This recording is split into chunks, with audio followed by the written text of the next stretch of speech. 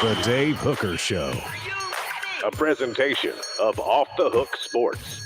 Objective insight, expertise, top guests. Available on YouTube, Apple, Spotify, and the Off the Hook Sports app.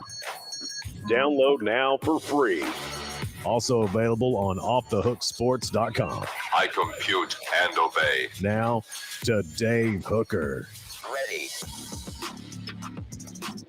Locked and loaded for at least an hour, probably a little bit more, with Caleb Calhoun. I'm Dave Hooker. Welcome to this Thursday, as Tennessee officially a part of March Madness today.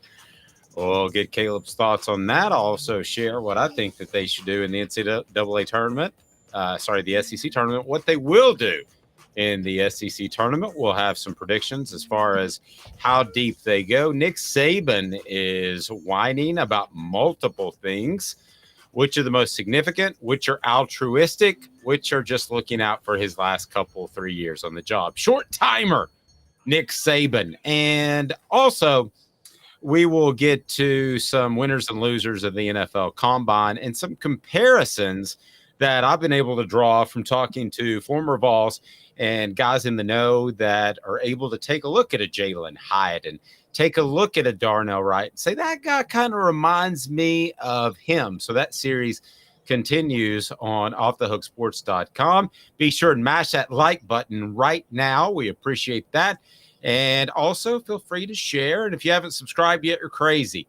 And I'm going to go ahead and I'm going to wait till tomorrow. We've got some big news that we're excited about. So I'm going to wait till tomorrow because Fred White's a part of it. It's a Fred Friday tomorrow. We'll have Josh Ward of the Sports Animal on today. But I've got some big news. I'm excited. So be sure and tune in tomorrow. When I say big news, it's monstrous news. It's not like Caleb Calhoun news, but it's big news. Good morning, Caleb. How are you, sir? I'm doing good. Much better than Sean Kemp today, which is the sports news of the day. What did Sean Kemp do? Got arrested for an attempted drive-by shooting. It's frowned upon.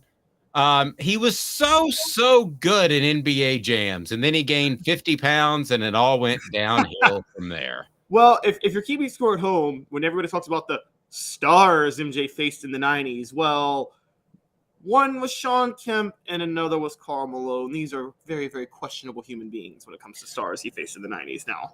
Well, I didn't know that until you just mentioned that. I didn't know that Sean Kemp, former Supersonic, and I think that there was a song after that, Supersonic. No.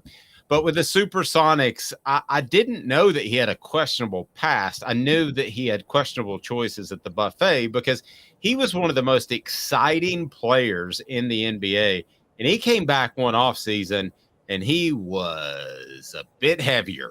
It was after the lockout. Yes, like a bit heavier. I mean, like a Caleb Giroux heavier. I mean, he added like a whole Caleb. He added Caleb Calhoun. He added that much in weight. I mean, he added a lot of weight. Somebody told me the other day, said, you've lost some weight. You've almost lost one of me. I was like, I appreciate that. But he gained like a Calhoun in an off season is what he did in weight. I won't ask you how much you weigh, but he gained a lot of mass, and his explosiveness was no longer theirs. He didn't gain a Dave Hooker because I'm still fat. He could jump from the free throw line, couldn't he? Dude had air like nobody's business. Speaking of, I watched the Michael Jordan, the famous dunk contest with Neek the other day.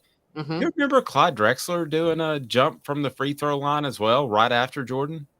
I mean, I don't remember it, Dave, because I was 0 years old. Yes, fair. But that was really stupid to try to follow that up. To try to jump from the free throw line after Jordan. Yeah, nobody remembers that. Well, the thing was, I think Skip Bayless was talking about this recently. Jumping from the free throw line was impressive, but it was the way Michael was able to hold the pose in the air, which became the iconic Air Jordan logo, is what really stood out. Like, he completely extended. And Clyde just looked like he jumped. It was exactly the same dunk, but it didn't look nearly as impressive. So Here we go. By the way, I played NBA Jams when I went up north. I think I told you that so much that my wrist is just now recuperating, and that's been a week ago. And NBA Jams, we played the version that didn't have Sean Kemp. And Sean Kemp was my favorite player on NBA Jam. So anyway, we've got a lot to get to. Tennessee in the tournament, and they know their opponent. What do you think of the draw now that we're back to old-time SEC basketball tournament play, the 4 days that dominated the early postseason for years before they expanded into Wednesday? Tennessee today, your thoughts on the early draw as we get a taste of March Madness in the SEC tournament? I think this is not the draw Tennessee wanted. Ole Miss. Now, look, this is a little different because Kermit Davis is no longer there, and it was his defense. But I would relatively think they're running the same defensive schemes, right? Without Kermit Davis, but they run that really complex matchup zone. Funny enough that Donnie Tyndall was going to introduce at Tennessee before Donnie Tyndall lost his job. A style I really believe in a half-court defense in college that I think can win national championships. For an offense as erratic and as problematic as Tennessee's, that's an issue. And if you look at them versus Ole Miss, they struggle with Ole Miss year in and year out. They have ever since Kermit Davis was there. And so I think they would much rather have played South Carolina, who I think they beat by 40 points back-to-back twice this year. And so I think they have a lot to worry about with Ole Miss. Ole Miss could give them trouble, but maybe Dave thinks that's a blessing in disguise because that means they're out early and they can get some rest for the tournament. Yeah, I really am down with that. And I know that sounds absolutely crazy, but you built a tournament and an event that really doesn't carry a lot of weight. Now, it used to. If you got bounced on a Thursday, I think it affected your seeding, Caleb, 10, 15 years ago. I think that you probably went from Tennessee's projected to be a 3 or 4. You probably went to a 5 or 6. But nowadays, I don't think it affects your seeding significantly. You pointed this out before, that the conference tournaments don't seem to affect the selection committee. And I think that's been the case for a number of years, at least a decade. And used to be if you made it to Sunday, I got it. Okay, you get to Sunday, and if you win or lose, it doesn't matter. You get to Sunday, the Selection Sunday show has to be out later that day. So I understand if you're not going to reshuffle your tournament based off who wins the Big Ten, the SEC, or whatever. But if you get bounced on the first day, as opposed to making it to Sunday, that's a huge difference. That's 3 conference wins. And I just don't know that the selection committee looks at it like that. Ron Slay yesterday, I think he used the word lazy. I think they were a little bit lazy and have been a little bit lazy because they don't want to shuffle all those teams. And it would be a massive overhaul if you change somebody just based off what happened on Sundays. But you could change somebody what happens based off what happens Thursday through Saturday. I firmly believe that. Yeah, and here's where this really changed. The NCAA denied for years. The selection committee pretended that they didn't rely on analytical rankings or any sort of rankings to make their seedings. Well, we knew that was complete BS. We knew that there were rankings they relied on. And if you really looked at it, for the longest time, it was the RPI, which for those who don't know, the RPI is the most inefficient formula possible to measure a team. 75%. Well, let me stop you there. Why do you not like the RPI? Because I value strength of schedule as much as anybody. Don't get me wrong. 50% of the RPI formula is your strength of schedule. 25% is your record. Yeah. That's an insane. I have to be honest with you. 25 years in sports media, 15 of which I covered basketball. I did not know that. Yes. And then the other 25% is quality wins. Which, okay, I guess you could factor that in with record, but it's such a skewed formula. Like if you go 16-14 and have the number 1 ranked strength of schedule and have 4 top 10 wins, you'll be a top 10 team in the RPI at 16-14. It's a hilariously inefficient method. So, you could look at the seeding and the RPI rankings and you could tell for years they were just looking at the RPI rankings to give seedings for years. they finally decided, I think it was like in the mid-2010s, all right, you know what? They kind of acknowledged it, and then they said the net rankings will be our primary formula, which is the quad 1, quad 2 wins and all of that. Still not a perfect system. There's BPI, there is RPI, there's AP and coaches poll, there are all these things. They try to factor them all in with a heavy weight on the net ranking. You're right, Dave. How do they have time to do that when like the final net rankings come in at like 3 and they got to have the bracket out by 5? And so there's no way you can go through all this stuff. Did I ever tell you about the time I was on with John Wilkerson on a Selection Sunday show? And I think you're talking about the next voice of the Vols, and I think that's going to be sooner rather than later, just for the record, maybe hint, hint, hint. But I was on with John Wilkerson, the host of Sports Talk, and we were on a Sunday just for the Selection Sunday show. And CBS accidentally put out the bracket before the Selection Sunday show. Oh my gosh, they did. So we were like an hour from the show airing. We were going to air at the same time they did. And because this is for internet where you could just find it easily. So we wanted to catch all those listeners that were driving around on a Sunday evening. And John looks at me, and this is the funniest thing. He goes, I think I got the brackets. And I was like, John, how'd you do that? I mean, who'd you call? What journalistic skills did you use to get the brackets? He goes, they just put them up. Will you look at this? So I walked around the table to look at it and make sure. I was like, yeah, those are the brackets. And so we went on the air early. Nowadays, everybody's super careful, like with the college football playoff thing. But yeah, we broke it that day. Nationwide, we broke the brackets because they accidentally leaked on CBS Sports. Wow, that is crazy. I was thinking journalistic skills too. My mind went to, y'all don't judge me. Devil Wears Prada, anybody? When Anne Hathaway got the Harry Potter manuscript before it came out, and she had to give it to the zero idea what you're talking about. Devil Wears Prada. Oh, you're a journalist. You should watch that movie, Dave. Is it has journalism aspects in it? Anne Hathaway moves to New York after graduating from Northwestern because she wants to be a big time, like, serious news journalist, but all she can get is an unpaid internship or a small internship with little pay working for like the Vogue version of a magazine, like in the movie, and it's run by Meryl Streep, and Meryl Streep's like really, really hard on her, and that's all she's able to do. She's an assistant there for a year. And so, yeah. Interesting. By the way, Anne Hathaway or Zoe Kravitz a better Catwoman? I go Anne Hathaway, but like Anne Hathaway, I thought she had to play a harder role because she had to play a total twist on Catwoman that like no one had ever really done before. So, I would go Anne Hathaway as well. I would not go Michelle Pfeiffer, and I think at one point she was the most beautiful woman in the world. It's time for today's tough question. Yeah, that Grease 2. That's the only reason to watch Grease 2. Best musical ever, Grease. Worst musical ever, Grease 2. Today's tough question is right now on Off the Hook Sports. Today's tough question. Take a side. Take a stand. The Dave Hooker Show, a presentation of offthehooksports.com. Is Nick Saban whining, or is he looking out for the best interest of college football and the SEC? Again, smash that like button, subscribe if you haven't already. Today's tough question brought to you by Campbell, Cunningham, Taylor, and Hahn. Great vision care in Knoxville, and they are local. Campbell, Cunningham, Taylor, and Hahn can handle LASIK, can handle cataract surgery, and can handle just the regular old visits that you need. And you should get them with their eye vision centers. Campbell, Cunningham, Taylor, and Hahn. My distance vision is perfect, and my near vision we're working on, and it's very close. We're excited. So, all right, here we go. Today's tough question.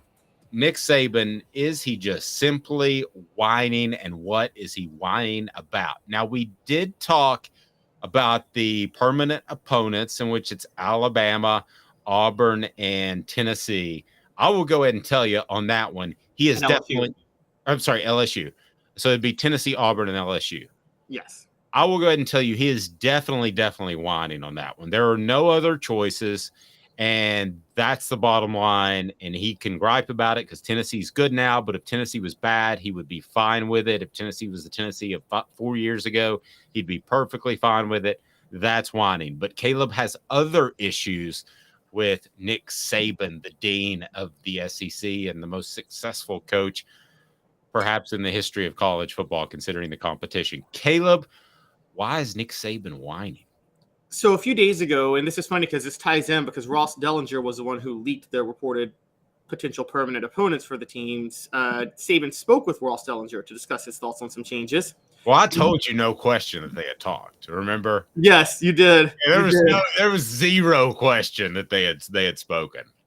So Saban is complaining about how quickly this is a direct shot at Tennessee. By the way, the two things I'm about to tell you guys are directed specifically at Tennessee, because the first one he complained about was how quickly teams are allowed to snap the ball after it's spotted.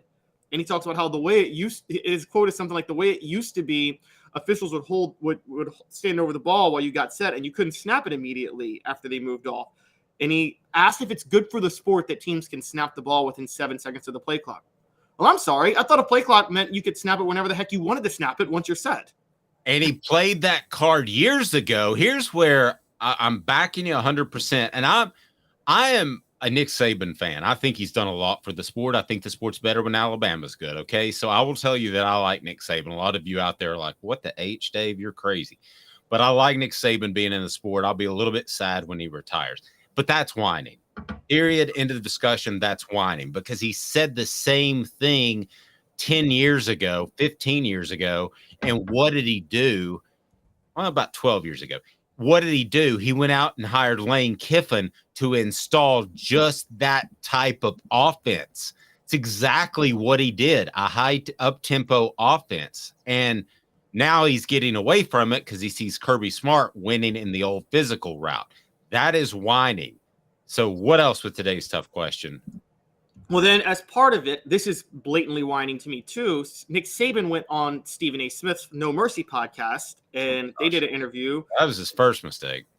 And Saban said that there should be a salary cap for college football with NIL. And he said that college football should adopt the NIL model, clearly pretending he was for some competitive fairness. Well, Nick Saban had no problem with the competitive disadvantage when you talk about Alabama being in a situation where they can easily get the number one recruiting class every year. So if Nick Saban wants the NFL model, fine, let's do a salary cap, but also Alabama gets the last pick on recruits after they win a national championship. Okay, of course he's not going to be for that. Okay, this is where you're going to get mad at me. He's not whining, and there needs to be one. There does not. Open up the floodgates. Let them get paid. No. There has to be one. This is getting a little bit ridiculous. If I'm just telling you, if Nico, I got something special for you. I've been waiting to do this. If Nico, that's him saying his own name to correct us. Okay. Yeah. Which one of us have needed, because one of us needed that. Is that you? I didn't know who it was. We've been attacked on the message board. But I will go ahead and tell you, if a guy's getting $8 million and he hadn't played a down in college football, I don't care if it's Arch Manning or Nico. And he does indeed. There needs to be a salary cap. No, there doesn't. Well, let me make your argument before you even make it yourself. What's going to happen is people are going to go over, let's say it's 20 million. They're going to go over the salary cap, and then the NCAA is going to blow the enforcement of it. So we're going to be right back in the same boat that we were with people getting money in Chick-fil-A bags or McDonald's bags. So, and not talking about Tennessee, but college football as a whole. So, Caleb, there needs to be some sort of spending to keep it equal. Because let me argue why. Because I'm a mega conference guy. I'm 32 to 38 teams. Let's do this. Let's separate. Let's go. I'm down. But here's the thing that you have to remember. Some of those teams that are going to be in the bottom end of that 38 are not going to be able to compete either. How many teams do you think can pay whatever a kid asks? What, a dozen? Yeah, that's irrelevant. That was the point Nick Saban was trying to make. The point I'm trying to make is, with or without NIL, there are programs that have inherent advantages that will be able to compete and others won't. Do you think NIL is going to keep Vanderbilt from being able to compete in football? No, they're just going to be garbage with or without NIL money. Like, NIL didn't change anything with them. Okay?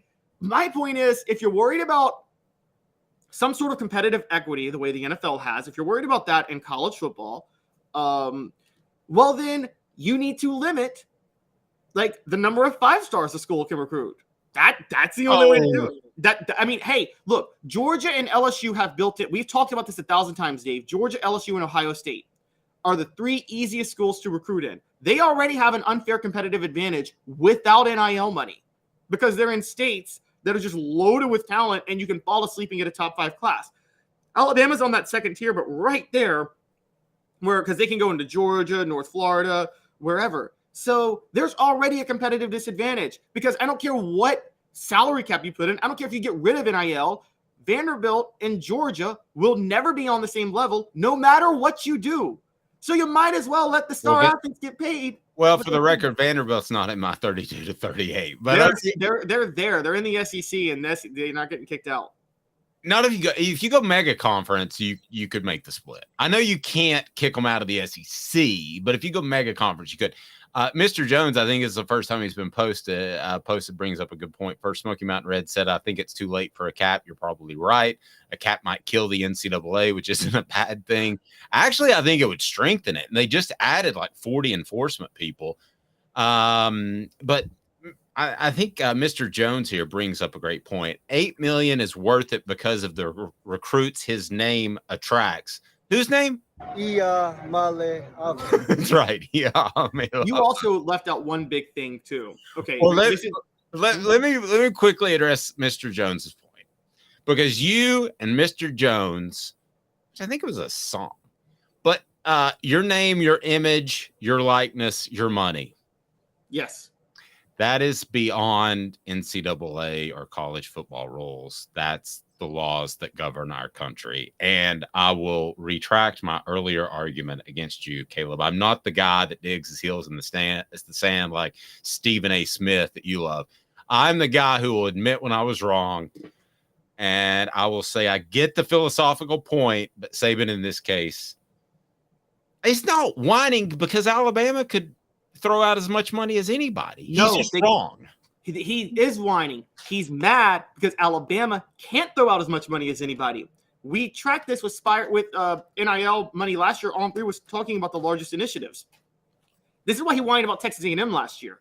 Tennessee, Texas A&M, Texas, and Miami all have larger initiatives than Alabama. This is what he's going specifically at Tennessee on this. On everything he's doing, he's going at Tennessee.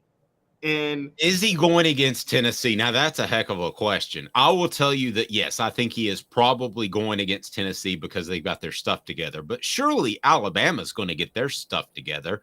But maybe not. I thought Florida had their stuff together with the Jalen Rashada situation, and he showed up and he didn't have the cash he was promised. The check bounced. Yes, and that's where you could point out that my argument on the NIL initiatives may be BS because Florida was technically in that top 5, but as we found out, they threw that initiative together in a month using a former baseball player to try to do it, and it was embarrassing. But Nick Saban, I think, with the quote last week against Alabama, against Auburn, LSU, and Tennessee as his former opponents, the complaint about the tempo and the complaint about NIL, he has been targeting, and he's very concerned about Tennessee. I think that is most clear as day thing you could say. Now, people like Nico Iamaleava, this is the biggest argument I make, by the way, for players getting all this money. Nico Iamaleava, he got $8 million and he hasn't played a snap of football and hasn't proven himself. Okay. Jimbo Fisher is sitting on a $12 million contract right now, and he hasn't done anything with that money for Texas A&M. He hasn't proven anything yet. So if coaches can get overpaid like this was always the argument people made back in the day, which is if coaches can get these gigantic salaries, it's fair to say players can. And for Nick Saban, he also said something like, we're losing what college football is about. Okay, Nick, well, why don't you coach for less than $1 million like coaches used to then if we're losing what college football was about? Because there was a time where coaches made in the hundreds of thousands. Am I right, Dave? Oh, I can remember coaches couldn't even get 2-year contracts at like $125,000 a year, which sounds crazy. Josh Ward, I apologize. Poor time management on my part. Can you give me 2 minutes and we'll be right back? We got carried away with Nick Saban. I can't wait. I can't love it. Brought to you by City Heating and Air Conditioning. Integrity matters. City Heat and Air. Go to cityheatandair.com. I bet they think Nick Saban's whining. Maybe not. They've got the HVAC service that you need, whether or not you need a new unit, just some more Freon or a part. Josh Ward will join us next. Brought to you by City Heating and Air Conditioning. cityheatandair.com. Terrible clock management. Man, it's like I'm taking the time out to spring game. 2 minutes off the Hook Sports. Our family has been creating jewelry since 1986, each piece unique with a story all its own. I'm Rick Terry with Rick Terry Jewelry Designs. I'm a jeweler, and I want to be your jeweler. We're grateful that you chose us to be Knoxville's best jeweler. My family and staff look forward to serving you. So please come see us. Kingston Pike and Campbell Station Road in the heart of Farragut, and downtown on Gay Street, right next to the Tennessee Theater. Inflation has risen to the highest level in over 40 years, according to the April 2022 U.S. Inflation Calculator. Will your investments provide you the income you need in retirement? Are you losing purchasing power of your savings due to inflation? Simply stated, if the cost of goods and services are 8% higher and you're only earning 4% in your investments, that money buys you less of what you need. Right now is the time to act. Call Guardian Investment Advisors today. Hey folks, Gary Viles here. I want to personally invite you to North Knoxville's newest sports bar and restaurant. It's Big Orange Phillies, located in Black Oak Center. And yes folks, it's happening in Halls. Big Orange Phillies offers family-friendly environment with homemade meals and the best deli style subs around. Billiards, darts, jukebox, shuffleboard, and cornhole, and a full bar. We also offer valet parking on weekends and during special events. We even have a covered back patio. It's happening at Big Orange Phillies. We want, we need, and we appreciate your business. Hi, Mike Davis here with City Heating and Air, reminding you to always dare to compare. Our team provides quality local heating and air service, installation, and maintenance across East Tennessee. We use only the best equipment like American Standard heating and air conditioning for your residential, new construction, or commercial needs. Honesty, dependability, and customer satisfaction have been the cornerstones of our business since 1961. City Heat and Air. Dare to compare. Chattanooga, we're at it again. For the 5th year in a row, you voted us best of the best criminal and DUI law firm. And finalists for best law firm and best personal injury firm. Thank you for the love, Chattanooga. We won't let you down. Do you want to own the more that owns every job? Then get to Vassey Lawn and Garden in Cleveland and get you a Toro. I'm David Vassey, here to talk to you about Toro. With a Toro Zero Turn, you'll get more out of every minute and you'll reach the finish line faster. At Vassey's, we like to say, no matter if you're mowing 3 acres a week or 11 lawns a day, homeowners and business owners alike find confidence in equipment they can trust from top to bottom. Vassey Lawn and Garden, Highway 60 North in Cleveland. Man alive, it's worth the drive. Got cataracts? We can fix that. Never miss another moment. With a little help from Doctors Campbell, Cunningham, Taylor, and Hahn at cctis.com. You're listening to The Dave Hooker Show, a presentation of offthehooksports.com. The internet is full of pictures of each and every one of you. Available on YouTube, Apple, Spotify, and the Off the Hook Sports app. Download now for free. Is there nothing you people can't do? Also available on offthehooksports.com. Portions of the program brought to you by Zool Beer Company, the official craft beer of Off the Hook Sports. Worldwide award-winning craft beer, which isn't easy to say. Neither is... There we go. I don't think if you could actually hear that. But anyway, Zool Beer has parking downtown. It is a fantastic place to hang out with panoramic views, and it is awesome. Josh has tried the Zool beer before, and Josh, you are a fan of?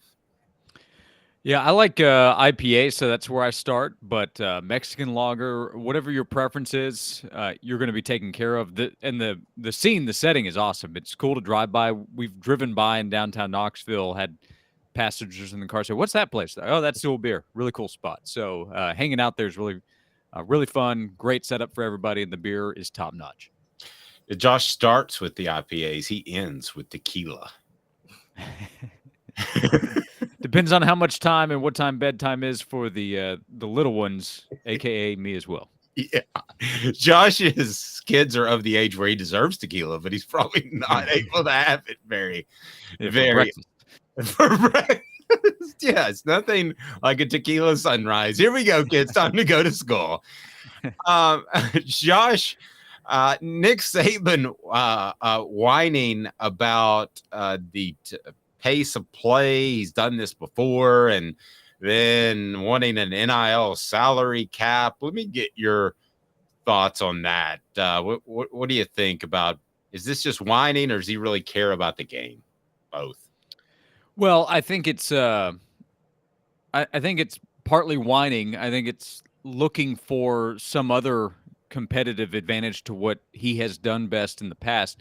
I will give Nick Saban credit in that he has been consistent with this. So I do think Tennessee is now a part of this conversation. That's because Tennessee has changed. Nick Saban didn't like this when Hugh Freeze and Ole Miss were going up tempo on offense and creating problems for Alabama's defense. He didn't like it when Texas A&M with Kevin Sumlin and Johnny Manziel were able to do it because it created problems for his defense. So he is looking for a competitive advantage.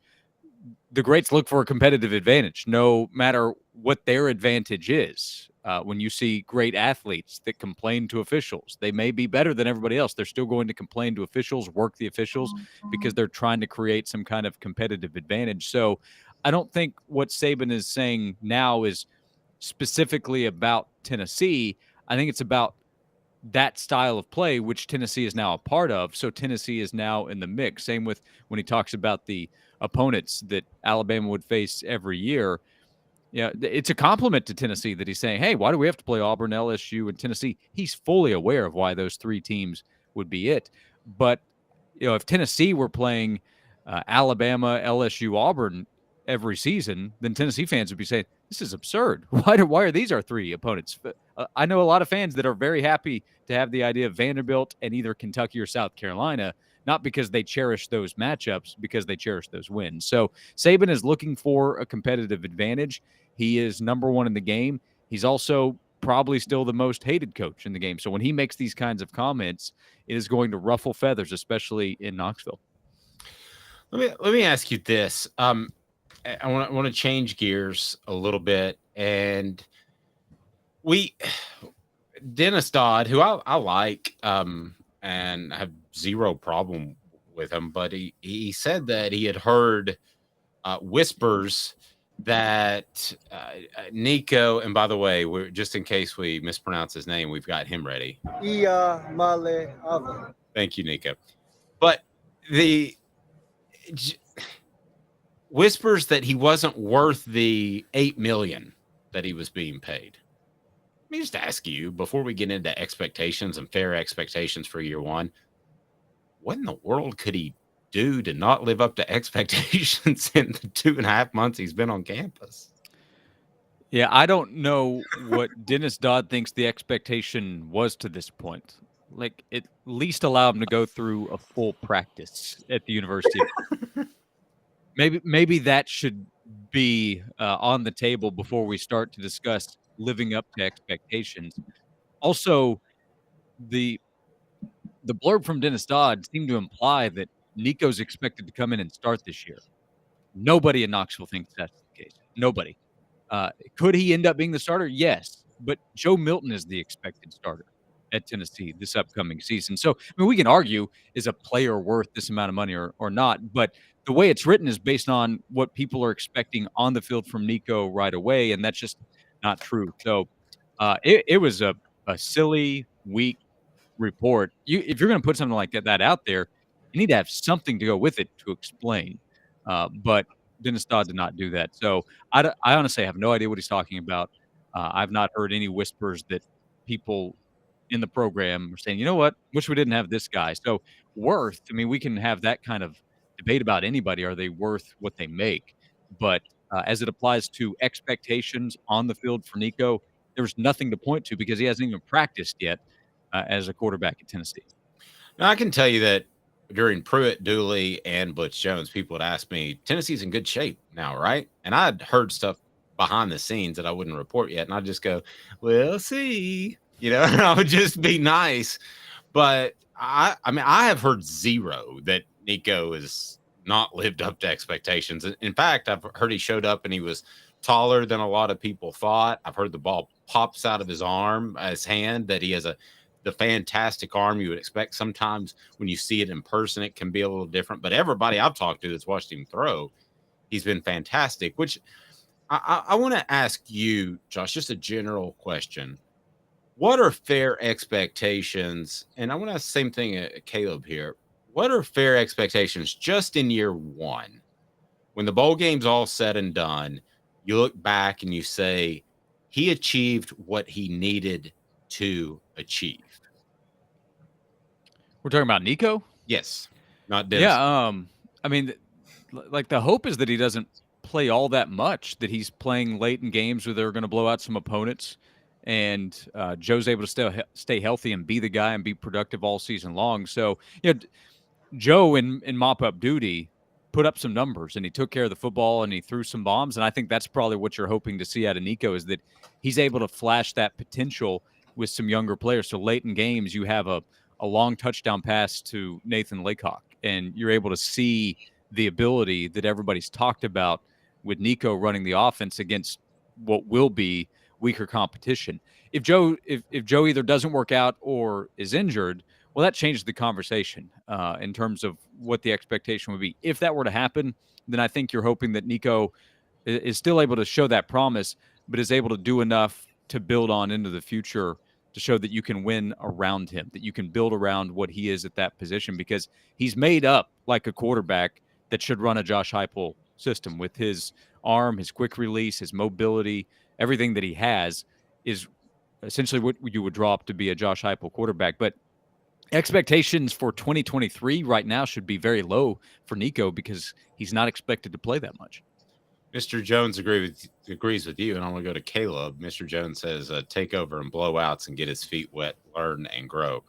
I think he's going to start by the end of September, but that's just me. I'm definitely in the minority. Caleb, what are fair expectations at the end of the year that you look at it and you say Nico has accomplished what he needed to do in year one? So I'm mixed, and I actually want to get to Josh on this, because I would say on paper it would be exactly what you just said. He comes in mop-up duty, racks up stats and yards, looks really good. At the very least, doesn't I can't say what would be like he's in good shape, but I can see where he would lose ground, which I would be like, if he's not the second string quarterback, if he's behind Gaston Moore or Navy Schuler, then we have a conversation. But the only reason I'm mixed on it, just is the days of, and it seemed like only like a 20-year thing that coaches did, but are the days of redshirting a quarterback, with like, oh, we're not going to play him much because we want him to redshirt since he's just a freshman, so we can have him for an extra year. Are those days over? Is it kind of like, would Josh Heupel do that with Nico, or does he pretty much expect if Nico's good, he's going to leave after his junior year anyway, so there's no point to try to redshirt him to save him for another year? Yeah, like if Nico needs a fifth year in Knoxville, then he probably will not have lived up to expectations. So if you want to go long-term with what is expected out of him in Knoxville. So I would not worry too much there. Also, he's your number 2 guy. So part of what you're doing is getting him ready if he's needed for whatever reason. If he's needed at a later point in the season, this isn't a spot where, like you go back to Peyton Manning when he arrived. At the time, the thought was, hey, maybe he could redshirt, but then they have those injuries happen quickly and they have to start going down the depth chart. You go one spot and it's Nico at number 2. So, I wouldn't worry that much about redshirting with star players. If there's a reason, like if a guy arrives with an injury and they're trying to overcome that, and you're thinking, okay, they may not be ready until mid to late October. How ready can they be as a freshman? But in this spot, I am not thinking about where we are in 5 years with Nico. This is completely hypothetical, guys.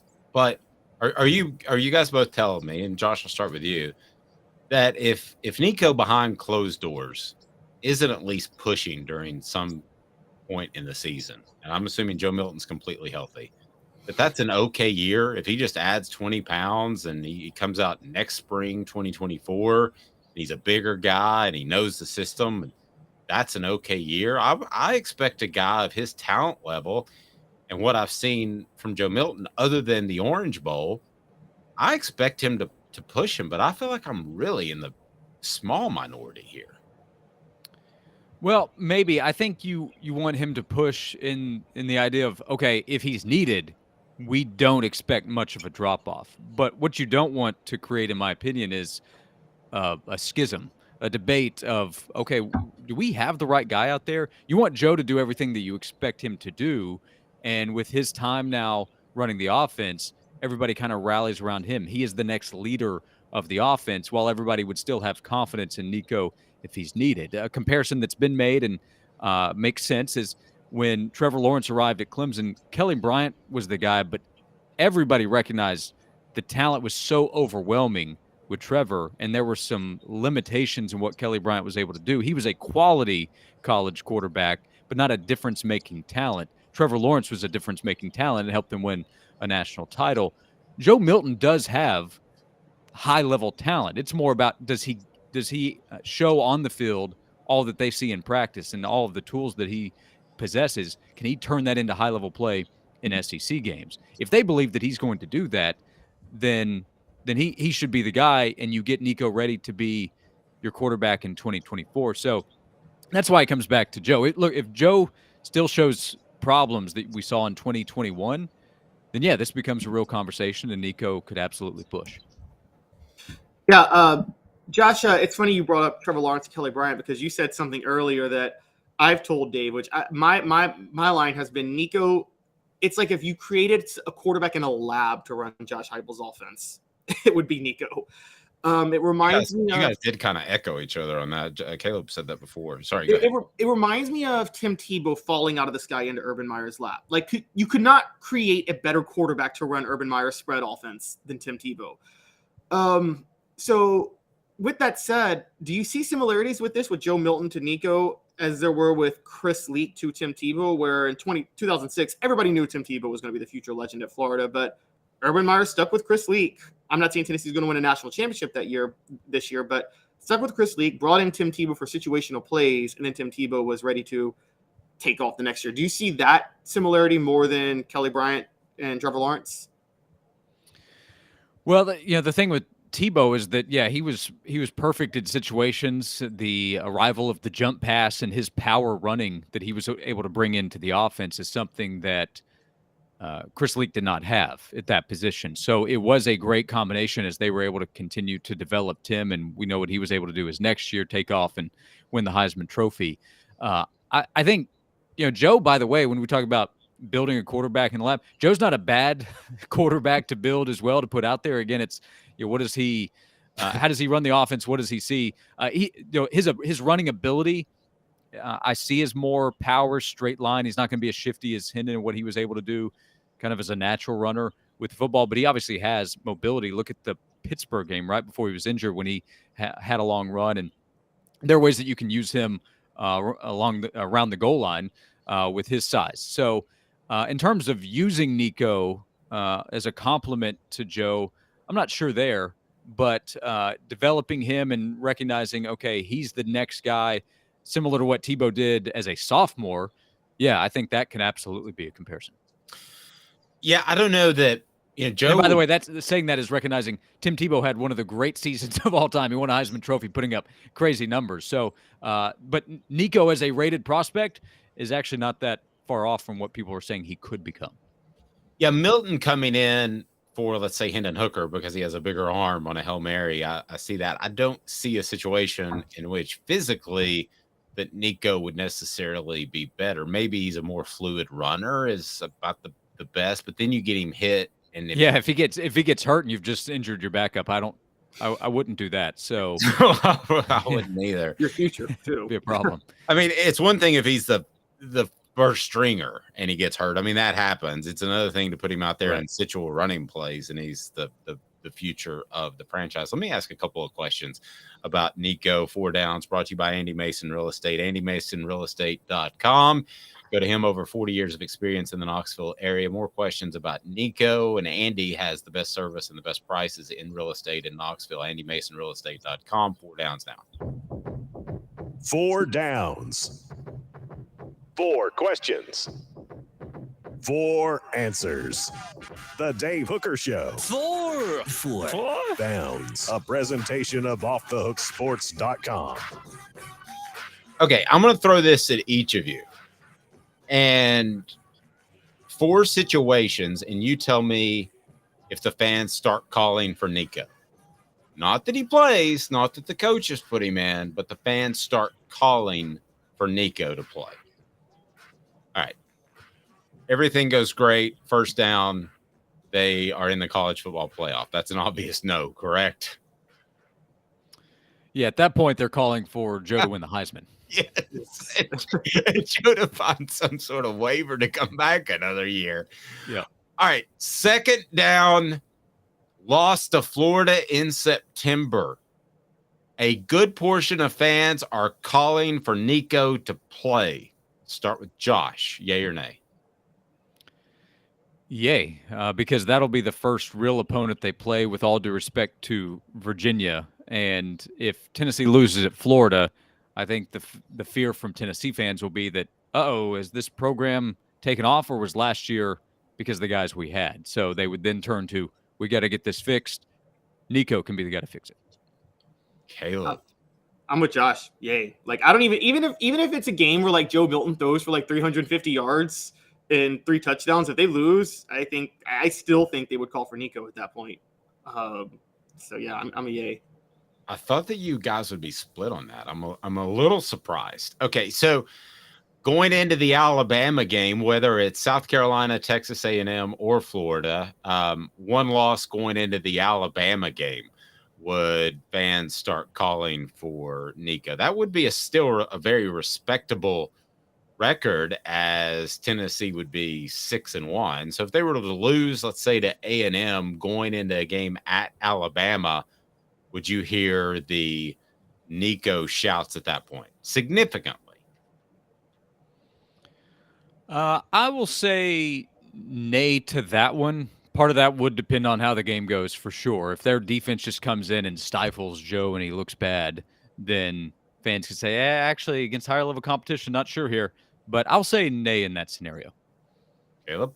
Yeah, Josh and I are like one and the same. I'm going to say nay too, but it depends on whether or not they're 6-1 with Joe Milton and putting up Josh numbers you expect from a Josh Heupel quarterback, or Joe Milton putting up numbers that Matt Sims was putting up in 2010. No disrespect to Matt Sims. Sorry. That was an unfair shot. But You know, I disrespect Matt Sims. So we don't do any of that here. He is okay. Virginia, Joe Milton throws 2 interceptions. Let's go back. In the opener, Joe Milton throws 2 interceptions. Yay. Yay.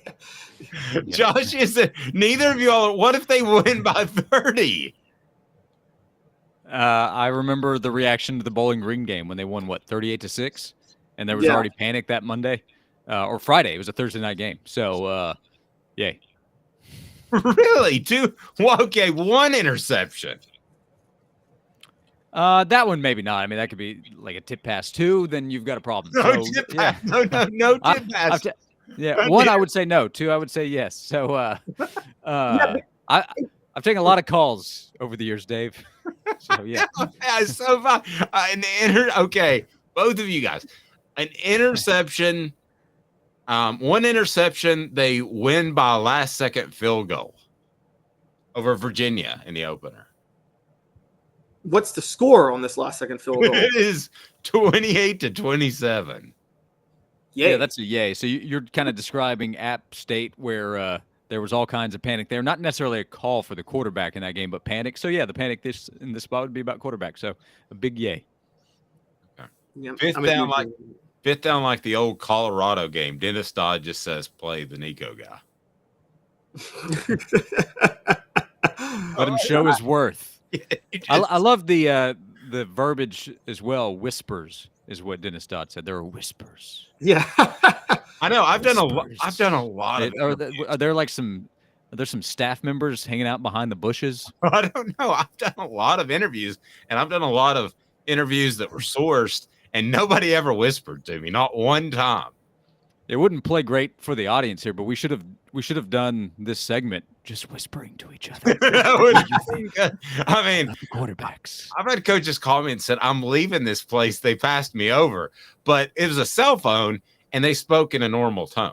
We had the Brady Hoke text, which was great when all those records came out, and it was all caps. So that would be the bizarro version of this.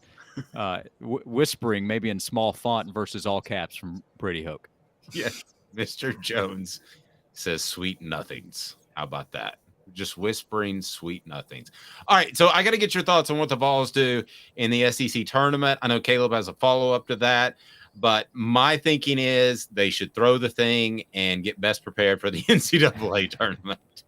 And I'm dead serious. Yeah. I wouldn't throw it. I would just you really want to play well today, because if you're not playing well against Ole Miss, then that's a sign of another problem. Confidence won't be high. Not if you're playing your entire second string, like the last 5 guys on the bench, dude. I'm not kidding. What's the point of this tournament? Well, the point of this game, I think, is you're able to actually go through some real action to run and real communication to work on the defensive end without Zakai Ziegler. Play well against Missouri, but if you lose the game, not a big deal. I don't think Tennessee's going to win the SEC tournament. If you can win the tournament, that'd be great. I don't think it actually helps you in the NCAA tournament, but it would give you something to cherish from this season. But because there's no Zakai, if Zakai were playing on Saturday, they might have beaten Auburn, maybe not. But the defensive end is my bigger concern than the offensive end, actually, without Zakai. And I'm not the first to express that concern. But work on some things today. Play well against Missouri, which is an NCAA tournament team. If you win, okay, great. See what you can do on Saturday. But if not, you lose. Rest up. Get ready for the NCAA tournament. But you don't want to lose today. Don't throw the Thursday game against Ole Miss. You're also going to drop a seed line potentially, and then you could be in a 4-5 matchup in the NCAA tournament. That's no good. Okay, throw it tomorrow. Just throw in the towel tomorrow. I mean, just like Rocky should have when Drago's beaten Apollo Creed. He should have. Herm Edwards in the chat says here that you play to win the game. Okay, I agree with Herm. No, you don't. Not every game. That's right. If there's a draft pick or rest. Ask the Sixers. Ask the Sixers, who are a title contender now because they lost on purpose for like 5 years. How's the process doing? They're still working on it. But you can't be too scared. Like Kevin Durant's maybe done for the regular season, getting injured in warmups. At some point, you got to go out there and do something. Quite an off season for your Raiders. They ran off a pretty good quarterback. Strong. Oh, he's talking to Josh. Having internet issues, Dave. So I'm not sure that I'm going to be able to. Yeah, I mean, I'm like, I texted Josh at one point when he left, and I'm like, what's wrong with Derek Carr there? And he didn't respond. Look, I'm ready for whichever Prescott. I don't know if that's a shot at your team or mine, but he's as good as Dak Prescott. Yeah, things are going great for the Cowboys there with that quarterback position too. No. So, we have results that count. So I'm ready to spin it either way for Will Levis or Anthony Richardson, because I think one of those guys is the next quarterback for the Raiders. Could be wrong, but that seems to be where things are trending. So I'm ready to spin away from everything that I said back during the fall about them as NFL prospects. Yeah, the difference is the Raiders weren't paying $500 million to Carr. All right, Josh, great stuff. Listen to him on the Sports Animal from noon to 3. You're a scholar, steward, and a fantastic young man. Thank you very much. It's actually, you're not young anymore. Used to be. Thank you, Josh. Thank you, Josh. Joe says it's going to be a long year for the Raiders. You're absolutely right. Maybe my team's doing this too. You see, I'm a Titans fan, and we're shopping Derrick Henry. Apparently, we're starting from scratch. Looks like they should shop Derrick Henry. I love Derrick Henry, though. I know. I thought the emotional attachment, but you got to let that go. No, I agree. Look, we got the number 1 seed in the AFC when he was hurt half the year a couple of years ago because AJ Brown was on that team. Trading AJ Brown just changed everything. So. How about the $8 million that's being referred to in the message board as pressure to play? No, I don't think that's going to be. I don't think Josh Heupel's going to listen to that. I think it ought to be pressure in a year. But I think this year, no. First of all, we didn't get to this. Heupel has a bias to Joe Milton. You're not going to convince me that Joe Milton outplayed Hendon Hooker in practice 2 years ago. I don't believe it. I think Milton was Heupel's one signee, and he was trying to prove himself right by signing Milton. And that's why he started Milton over Hooker. Okay, so Trevor asked me to Trevor asked me to weigh in on the chat. The years of sitting players like Nico that are making $8 million just because they are freshmen are coming to a swift end. I agree with that. I really think that in 2 years, if that's the one you're referring to, if it's not, Trevor, let me know. I agree with that. I firmly believe that. I think in 2 years, if you're paying a guy $8 million and he is a 5-star, one of the top 2 quarterbacks in the nation, he's going to be expected to show up and play. Now, with Nico, I will say he's light. He is 185 pounds at best. And even if he gets to 200, 205, 210, he's still going to be light because he's a strong 6'5", 6'6". But people think I'm hating on Joe Milton. Caleb, I'm not doing that at all. I just think that you're going to see a massive shift. And I think that's what you're referring to, Trevor, is you're going to see a shift that these guys are expected to come in and play. I will tell you right now, here's an example.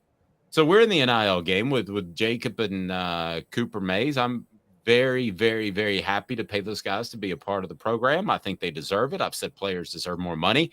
If YouTube told me that we couldn't air their videos, I don't hate Joe, Travis, but if YouTube told me we couldn't air their videos, I'd have a darn problem with it. If I'm one of the corporate sponsors that ponied up $8 million for Nico and there's no sign of him playing in year one, I mean, that's bad. That's a third of my time investment because he's for 3 years. Yeah, but you take that risk. Look, let's go to the NBA for a minute. Like, Michael Jordan got a shoe deal with Nike before he ever played a game in the NBA. LeBron got his shoe deal with Nike before he ever played a game in the NBA. Sometimes advertisements, you do this too, Dave, when you reach out with NIL. Yes, their sponsorships, sometimes you take a risk. You get in on a player early, so then you can benefit when they blow up and succeed. I think many sponsors, rightly, by the way, think Nico will break every record in the book in college football, given his style of play and Josh Heupel's system. Mm-hmm. That doesn't necessarily mean he'll do it this year. And just for history, there's a parallel here. NIL is very similar to back in the day, and you know this, certain schools, a former player would expect their son to go play for that school and expect their son to start, boosters, former players who were boosters and things like that. Now, the Mannings didn't do that. I know the Mannings didn't do that. But when Peyton Manning came to Tennessee, you probably thought there was an expectation. They were not going to play him until Jerry Colquitt got hurt, and they weren't going to start him until Todd Helton got hurt. And it didn't matter the Manning name. Now, people say he beat out Brandon Stewart because of his name, but I've heard enough reporters tell me, it was very clear that Peyton Manning was a better quarterback as a freshman than Brandon Stewart during that time. At least the coaches. I thought it was debatable in the community. The coaches, now that's a little bit before my time, so I can't tell you what the coaches were thinking. I thought the media was a little bit split, but some of the media may have been better tied in than others. So I know that it was about 60-40 Peyton versus playing Brandon Stewart. I didn't think it was overwhelming. And there were times that people like Brandon Stewart more because of his ability to run. And obviously Peyton doesn't have that. Do I think Peyton's son will come to Tennessee? I think that will be a business decision. I think that it will rely on who the coach is at the time. And I don't think it'll be based off of any sort of legacy or any sort of emotion, Caleb. I think the Mannings have shown that in their decisions, be it going to Ole Miss was not the best move for Eli, in my opinion, except for the fact that it was David Cutcliffe. That was a business decision. He could have won more games elsewhere. Yeah, everything they've done with that's the one thing I'll give Archie credit for, is everything he's really skewed his sons toward was to make the decision that was the smartest business move. I mean, the only exception, I don't know still if Denver was the best place for Peyton Manning when he chose it in 2011. I thought San Francisco was a better place. But the one thing I was told by somebody really close to his family, and I agree with you, that may have not been the best decision. It worked out. But I think you could have argued a couple of different ones. The one thing I was told by somebody close to the family, he did not want to be in the NFC. Oh, because of Eli. Of Eli. I was told that early on. And so that always made me think that it was pretty much the Titans and the Broncos would be one of the two teams. And let's not forget the Titans weren't going to let him run his offense because they believed in Jake. I called him Jake Flopper back in the day, in Jake Locker. And Jake Locker. Yes. Mike Munchak should never be allowed to coach again because he believed in Jake Locker over Peyton Manning because of his future. The arrogance of coaches to believe in the future of their quarterback over a proven Hall of Famer in the NFL just is mind-boggling to me. That's one of my rants. I think the $8 million is more pressure than you think. Not this year. Next year, yes. Not this year. I don't think it's pressure this year. It's pressure if they lose to Florida. Yes. Oh, no, there's going to be pressure. There's pressure when you got a highly touted backup quarterback. There's always pressure when the quarterback's struggling a little bit, the starter. So there's going to be pressure. Well, let's riff for a second, okay? Let me throw something out there. Let's just say that it's one of your biggest boosters ponied up those dollars. Totally hypothetical. I don't know who it is. We'll find out pretty soon because they're going to start spending money on marketing Nico because they're marketing their own company. But let's just say it's one of their biggest sponsors. Biggest boosters. Let's say it's like Pilot was back in the day, or Yellowwood is with Auburn right now, and we could go on and on. There's usually one primary booster. Okay, Bobby Louder before Yellowwood. Haslam's. Let's say it's Pilot, and they're the primary booster. So not only do you have to tell them that your $8 million, Caleb, might not be well spent, but it might affect what other money they give to the university. And they have a conversation, and because you and I both think very little of Jimmy Haslam, not big Jim, but Jimmy. You know he's the type of guy who would make those phone calls and say, "Is it close?" Joe threw an interception against Virginia. That Florida game was a little bit closer. Is Nico at least close? Is he pushing? I mean, we paid $8 million and we're going to give $100 million to this new renovation project. You're telling me that's not pressure? And that Josh Heupel can be totally insulated from that? I think there's enough. Well, if you were to just give the example of Jimmy Haslam, I think there's enough momentum behind Josh Heupel at the university if he says at this point, I don't want to listen to him. And because I think there's enough people at the university that feels like it's better for the university to fall a little bit behind in NIL money and not have Jimmy Haslam involved than to have his money. But if it's Booster A, whoever Booster A is now, because I don't believe it's Pilot is the sole monster booster. Yeah, what if it's a dish guy? I get what you're saying. Okay, yeah, if it's the dish guy. And he's like, hey, you're wanting me to give $100 million for this project. I gave $8 million for Nico, and suddenly you had a close call against Virginia. You lost to Florida. You lost to Texas A&M, and Joe Milton. If that happens, it's an obvious choice. So you're pulling a trigger at that point. Yeah, if you struggle with Virginia and you lose to Florida and A&M, I think it's easy. I think it's an easy call to pull the trigger at that point. Okay. But I will say, if championship hopes are pretty much done. Yeah, there's no championship hopes. There's really no playoff hopes. It's 2 losses before you get out of September. It's over. But Raleigh, you said $8 million to Haslam is like pocket change. Yes, I agree. But it's not just that money that if it were to be him or a major booster, and these are hypotheticals, but it's that money plus whatever he was going to give to the university. Mm-hmm. There are some boosters who you talked about it with Big Jim, though. They will try to buy the players, yes, because they care about the university. It depends on what type of booster it is. Some boosters are doing this because they want to get the best players. And yes, they may lose out on some money here, but they're doing their best. There are some that they're doing this. It's like politics when you donate to a campaign. Some are doing, they're not supporting the campaign. They're supporting their influence over the politician is what they're doing. They're buying their influence over the politician. Many donors, I will say, and UT has had a problem with this in the past, they're not paying to help the university. They're paying to make sure they have the influence they want over the university. And you're right. At that point, it becomes a huge problem if someone's trying to have influence over Heupel. I feel like with I feel like the problem is there are a couple of UT boosters that are like that, but then I actually feel like most are probably like Big Jim, which is they probably just give money and they just want to support the university, and they're like, you guys do your thing, I'm staying out of it. And they wait for a phone call if there's a major change. Like nobody got rid of Philip Fulmer without giving Big Jim a call. But I don't think Big Jim was on a teleconference every day with Mike Hamilton. Yeah. So, matter of fact, didn't Fulmer straight up say that like he knew Big Jim was like the reason, because he knew that Big Jim could have been the one to save his job if he wanted it? He didn't say that, but I know that. I mean, I don't know that he ever said it. I thought it was incredibly odd that they were at Fulmer's firing press conference. The Haslams were there and sitting there, and I'm like, that's like the executioner showing up for your funeral. I mean, what the H was that? I thought that was the most surreal press conference.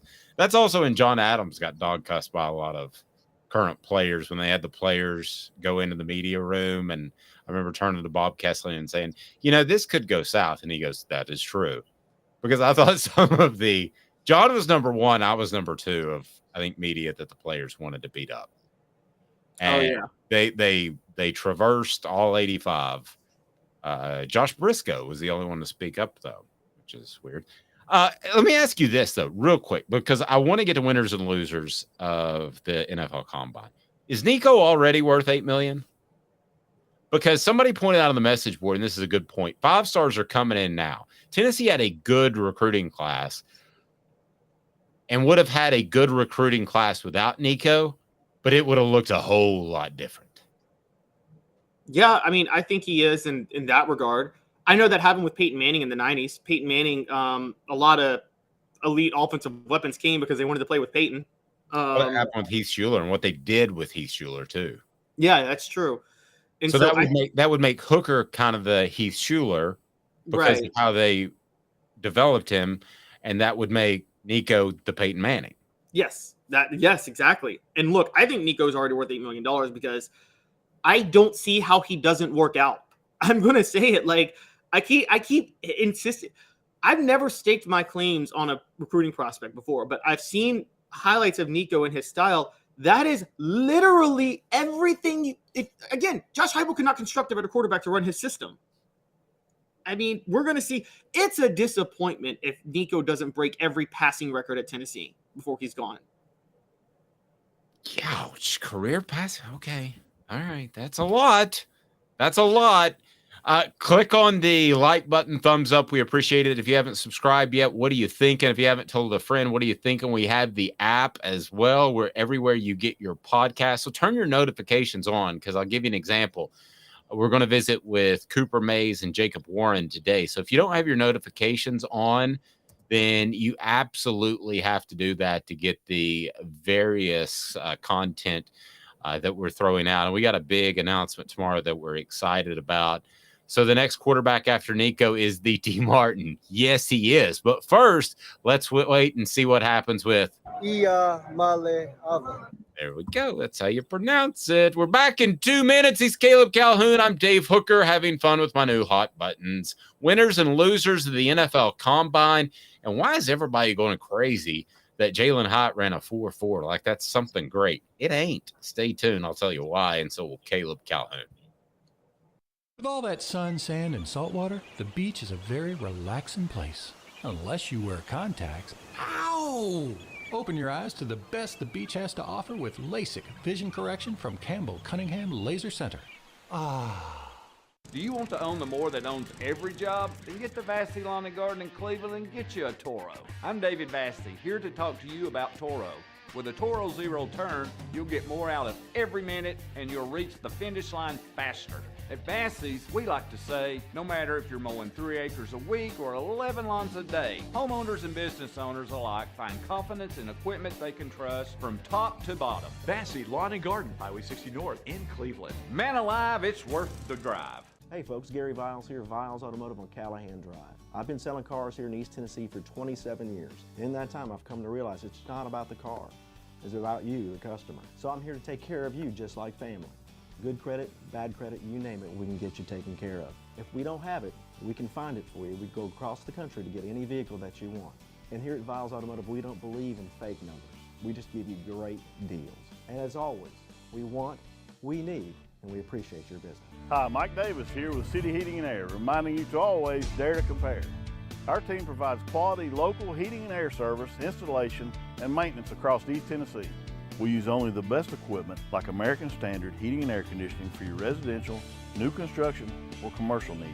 Honesty, dependability, and customer satisfaction have been the cornerstones of our business since 1961. City Heat and Air. Dare to compare. Chattanooga, we're at it again. For the 5th year in a row, you voted us best of the best criminal and DUI law firm. And finalists for best law firm and best personal injury firm. Thank you for the love, Chattanooga. We won't let you down. Our family has been creating jewelry since 1986, each piece unique with a story all its own. I'm Rick Terry with Rick Terry Jewelry Designs. I'm a jeweler, and I want to be your jeweler. We're grateful that you chose us to be Knoxville's best jeweler. My family and staff look forward to serving you. So please come see us. Kingston Pike and Campbell Station Road in the heart of Farragut and downtown on Gay Street, right next to the Tennessee Theater. Objective coverage. Hey, that's new. If we get caught, we're going to jail. The Dave Hooker Show, a presentation of Off the Hook Sports. YouTube, Apple, Spotify, and the free Off the Hook Sports app. I'm going to need to see some identification. Back to Dave Hooker. I'm not following what you mean, Raleigh. Nico is a generational. He gives us a modern day natty. Clarify, please, sir. Do you know what he means? I think he just means a generational talent and will provide a natty for the modern day, which, you know, for some younger viewers, modern day does not mean in the 90s. So. Oh, okay. I was thinking like the number one recruiting class already, or the highest rated prospect, which he arguably is. I think Peyton Manning, had there been recruiting rankings, would have been every bit as high, but he is. Actually, Bryce Brown was higher, wasn't he? No, according to the research that I did way back, he was the highest rated guy in the modern era. The last time, by the way, 5 in 1998. But Raleigh, do you still love the team in 1998? Do you know the team in 1998? Answer that question real quick for me. By the way, you know who the most anticipated prospect for Tennessee football is before Nico? Because I was doing some research on some stuff the other day. All right, hold on. Let me guess. Hey! And you're going to say it wasn't Peyton Manning? Most anticipated, not rated. Yeah, I know. Oh, man. Okay. Yes. I'm going to say, I would have said. Well, Manning would have been number one. Nico's number 2 in my lifetime. Yeah. Manning was number 1. News started to break. I think it was Mike Keith at Sports Talk that broke that they really believed he was coming. Okay. So Raleigh says, remember your family watching. Well, you're going to learn a lot more about that 98 team if you continue viewing this program and being a part of Off the Hook Sports. And I can't wait to announce what we got tomorrow. Can't wait. I know since you mentioned it, I know basketball, Vincent Yarbrough was a really highly anticipated prospect. I thought Tony Harris was more anticipated. I think that story was more Tony Harris getting out of Memphis more than anything, because that was a time where Lorenzen Wright had just left and Memphis star players went to school in Memphis. Well, they got Tony Harris out of Memphis, but they never got Memphis out of Tony Harris. Defensive lineman. I'm at a loss. Who? Legacy player. Khalil McKenzie? Yeah. I remember that. I was higher on Kamara in that class. Well, I thought he was highly anticipated. And he's in the XFL now. I thought that people were as excited about him as any guy I remember in a long time. And that's back when I covered recruiting pretty closely. I do remember the excitement behind Khalil McKenzie. I do, but and a matter of fact, he was winning a lot of one-on-one battles in practice that everybody loved. God, that was a year of underachieving 5-stars outside of Kamara. I think Drew Richmond was in that class. I mean, these were all like starters, but not like 5 stars. Yeah. Yeah. That may have been when a local recruiting service had a huge fan base in Knoxville, and maybe some of those numbers were slightly adjusted. A little bit. Crompton is a really good one. Yeah. Yeah, but Crompton was never a 5-star. He was just, I think it was by default that he was the highest rated QB in that class in 05. Yeah, he was very highly, and I really worry about because I covered the Crompton family very closely. I worry that something like that could happen with Nico because the fans turned on Jonathan, and I hated that. But I think to some extent Khalil McKenzie was even more highly anticipated than Jonathan in some ways. Maybe that's just because recruiting got bigger. Maybe I'm crazy. But I want to get to something that's been kind of bugging me, and I'm going to sound like Negaval, and people say that, and I hate that term because I think Caleb and I have proven to this point that we're objective and we're going to tell you what we think. Did I go to UT? Yeah. Did Caleb? Yeah. I mean, do we follow them more than anybody else? Absolutely. But there's something that's kind of been bugging me, and I want to get to that right now. What the? What was he thinking? Release the hounds. The Dave Hooker Show. Keep cool. A presentation of offthehooksports.com. Okay, I know for a fact, be sure and smash that like button, that it is the University of Tennessee's job and their PR department, the sports information department, to pump up their current players and former players. And that's what they did with Jalen Hyatt. But if you weed your way through the noise, a 4.4 flat for Jalen Hyatt was not special. And the NFL Network seemed to get on board with pumping up Jalen Hyatt for some reason. And they ran the shadow of Julio Jones running next to him, and Jalen Hyatt pulled away from him in the 40 and ran a slightly faster 40. Julio Jones was 30 pounds heavier, Caleb. I mean, those are not even the same dudes. I mean, Julio Jones could have played tight end if he started drinking a bunch of protein drinks. I just thought that, and he's 2 inches taller. Yeah, and he's 2 inches taller. I mean, he's a massive dude. I've seen the guy in person. I mean, I covered him in recruiting. He is a big dude. I got a funny recruiting story about him we'll get to at some point. But Jalen Hyatt's not a first-round pick. He's not.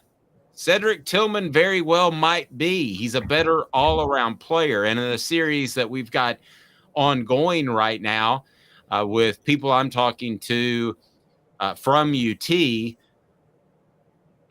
Jalen Hyatt is reminiscent of a Peerless Price, which is a heck of a compliment with his speed and ability to stretch the field with the deep ball. That's a heck of a compliment. I think he's an Alvin Harper type if his speed is indeed in the 4.3 range, and I think it will be because he had a sore hamstring at the combine.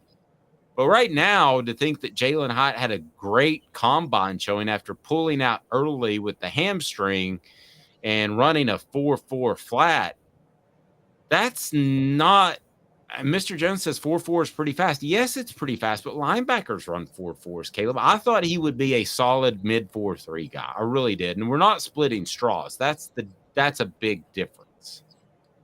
Yeah, we're not. And again, it's not about fast. Guys, you guys have to understand something about Jalen Hyatt. He's not uniquely big, so it's not like he's going to have an advantage with his size. I mean height or weight. He's neither of those things. He's not really a proven route runner because the routes and the concepts were so simple in Josh Heupel's offense. He hasn't really proven his hands. I mean, most of the catches he made were easy catches. The thing that was going to sell for him was speed and speed alone. I agree. And by the way, the message board disagrees with us. Yeah, and I'm sorry, I'm going to do this. It's disrespectful to Peerless Price to compare Jalen Hyatt to him. Well, one of his former teammates did that. So I know. I still say it is because Peerless Price. I've said this before.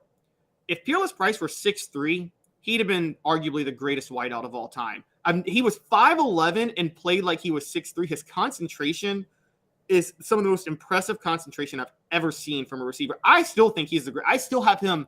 If I wanted a receiver tomorrow in Tennessee football history that I needed to throw to make a play, I'd take Peerless Price in a heartbeat over anybody. I don't know that there is a good comparison really for Jalen Hyatt, which is why we came up with Alvin Harper and Peerless Price. I think Peerless was actually the closest that I could think of, just in terms of physical stature, not in terms of what he's going to do or what he even did in college. But the other thing about Jalen Hyatt, guys, is his 10-yard wasn't that fast. And listen, you can pull away from defenses all day long, but if he's going to play slot receiver, you want those Edelman types that are super quick, that are really quick off the line and that can really pivot and move and find holes in the defense. I don't know that he's that guy yet. You're right. It's more about in the slot getting the quick separation, which we have no proof that Jalen Hyatt can do with his routes. By the way, though, I've been disagreeing with the NFL many reports on the NFL. I don't know if you saw on the other side, sticking with losers from the combine, Jeremy Banks was named to the NFL All-Combine team, which I didn't get. Jeremy Banks' measurables came up smaller than your average linebacker in the NFL. He was only going to win the combine if his measurables were above average, because his intangibles are a huge red flag. I wouldn't draft him if he ran a 4.2 and was 235 pounds. Yeah, exactly. And so, and he didn't measure at 235. He's smaller and slower, and he is smaller than the average linebacker at the combine. That's the last thing Jeremy Banks needed. I don't know how he made the all-combine team, because I'm with you. Low intangibles and not proper size. I'll tell you what, if you're a fan of a particular NFL team, you want them to draft Darnell Wright. He is going to be phenomenal. He's versatile. People I talked to drew comparisons to Chad Clifton, who is a massively strong guy who could play both tackle positions. So you're going to draft Darnell Wright at right tackle, most likely. He is the biggest winner by far. I don't even think it's close, and I'm not surprised. But he is going to play at that right tackle position.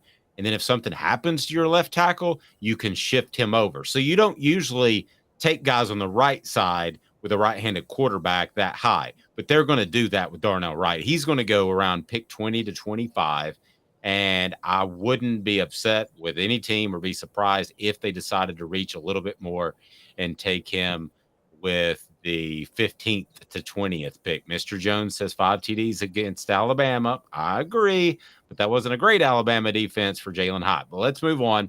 So I'm surprised by the reaction from Hyatt locally. I'm not surprised with what Wright did. Winners and losers, which you can read about on Off the Hook Sports.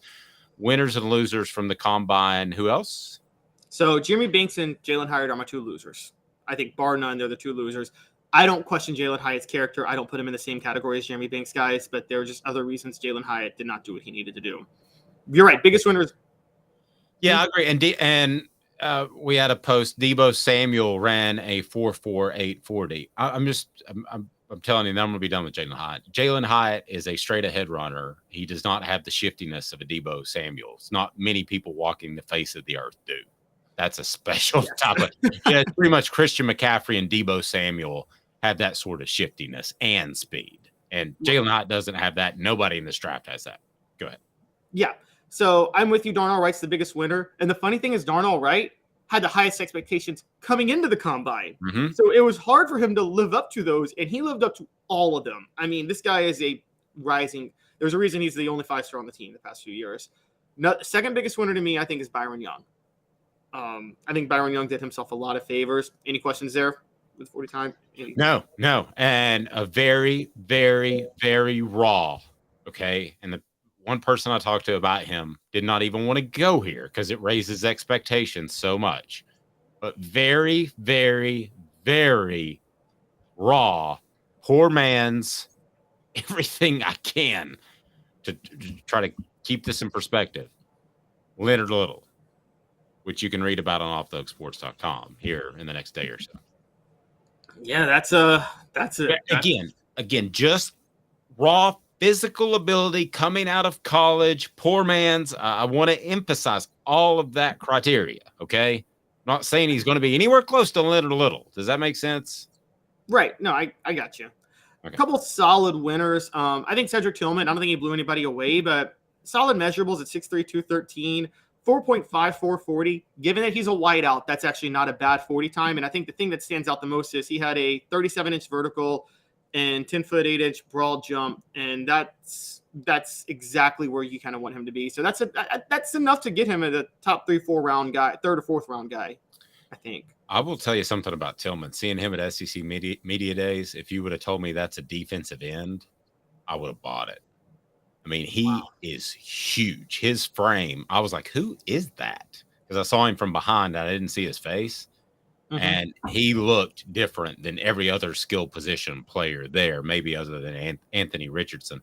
Mr. Jones says Darnell Wright had an in-depth interview with the Titans. You know, you've got a Mike Vrabel there that certainly likes physical football. Where did the Titans pick again? It seems like they always pick around. Teams always forget the year. We're in the teens. I know I'm saying we're because I'm a huge Titans fan. I'm not objective. I'll admit it. But I will say that Darnell Wright wouldn't be bad. We just let Taylor Lewan walk.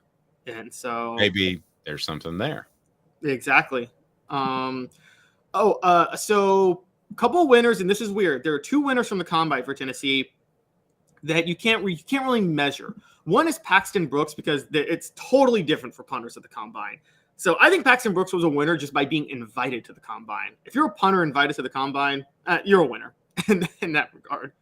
True. Joe says, why are you guys not talking about Hyatt's broad and vertical? The vertical is what I thought it would be. I haven't seen a situation in which an NFL player has been asked to broad jump. And the broad jump is stupid. In the game. And the vertical matters more for wideouts than slot receivers, guys. Hyatt's not going to be tossed a bunch of 50-50 balls.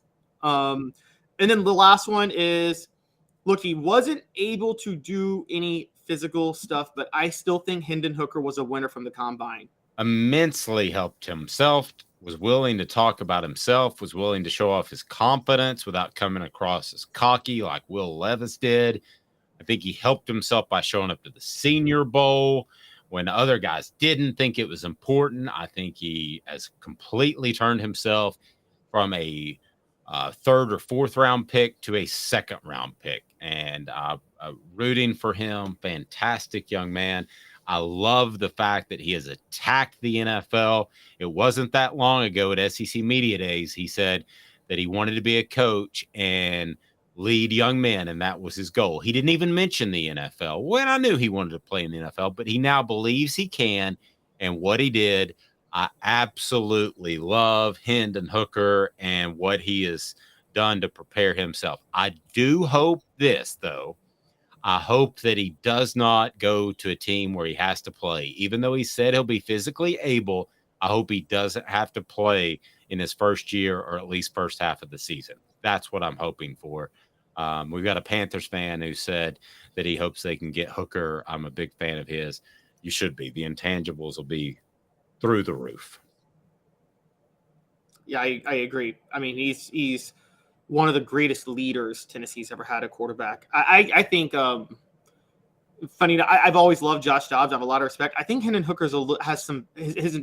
I already talked about Hooker having a bigger arm than Dobbs. I think his intangibles are slightly better than Dobbs too. That's no knock on Dobbs' intangibles. No, that's like comparing the Mona Lisa to another Van Gogh. Yeah, Dobbs was more Dobbs was very good at being a leader in the sense that he was always willing to do what he was told and things like that. I think Hooker's more than just willing to do what he's told. I think Hooker goes that extra mile to really galvanize everybody around him. I mean, I'm talking not as hard on players, but Peyton Manning level intangibles. I totally agree. Go to our friends at crafttreats.com. Use the promo code off the hook, the promo code off the hook, and get 20% off craft treats that can, if you'd like, include the CBD. Those are the chill pills in which they will help with your dog's digestive issues or perhaps arthritis or maybe even, how about social anxiety? You can tell that Caleb Calhoun and his dog are a big fan of the chill pills because we haven't heard his dog bark once today, which is pleasant. So go to crafttreats.com, use the promo code off the hook. Again, the promo code off the hook. The Saints whiffed on Carr. Raleigh says Hooker could have been a franchise quarterback for them. He may still be. I hope he doesn't go to a place where he has to play right away. Bassey Lawn and Garden, man alive, it's worth the drive. Bassey Lawn and Garden is fantastic. Industrial mowers, they've got them. Commercial mowers, they've got them. So if you're restocking your fleet or your business and you're in Nashville, Chattanooga, Knoxville, you deserve it. You deserve it yourself to go to Cleveland, Tennessee. Man alive, it's worth the drive. Go to bassey.com to learn more. And coming up on the YouTube channel today, we'll have a little Cooper Mays. We'll have a little Jacob Warren. So should be a good time. And lastly, just want to ask you this, because you are objective, Caleb. It is time for the Titans to cut loose Derrick Henry. Agree? Yeah, I said that 2 years ago when I said A.J. Brown was the MVP after Henry was hurt for half the season and they still got the number 1 seed. I love Derrick Henry. Interior blocking has a lot more to do with the Titans' running success than Derrick Henry. Good stuff. Look at Caleb. He's been throwing heat all day, all week, as a matter of fact. He's Caleb Calhoun. I'm Dave Hooker. Be sure and hit that like button right now if you haven't yet. Mr. Jones says you're absolutely wrong, but I'll tell you one thing. We now know how to pronounce Nico's last name. And that's the wrong button. But as I get used to this thing, have a fantastic day, everyone. He's Caleb Calhoun. I'm Dave Hooker. This has been a presentation of Off the